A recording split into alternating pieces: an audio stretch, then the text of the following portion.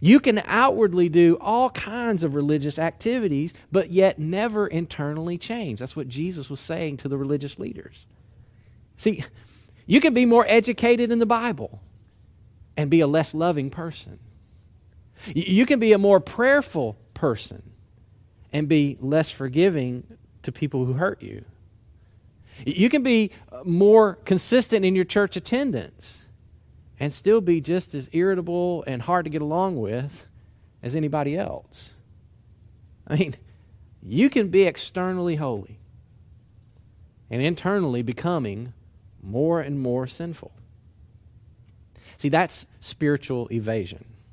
That's using God or the things that surround God in church to actually run away from the things that are most important to God. We allow spiritual activity to get in the way of what God really does want to accomplish in us. See, this is the reason that some of you know some Christians who are really into church.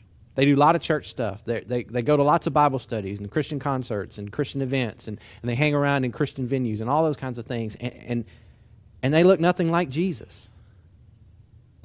This is also the reason for some of you that you tried all of the religious things. You tried reading your Bible. You tried praying every day and coming to church and taking communion every Sunday.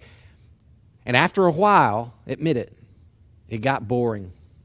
It got a little stale. It became mechanical.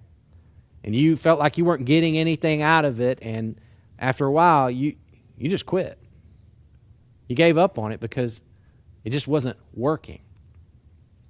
And the reason for many of us that happens is because we become so focused on the activities themselves, and we forget about the life that Jesus wants to produce within us, emotionally, at the heart of who we are, at the core of our being.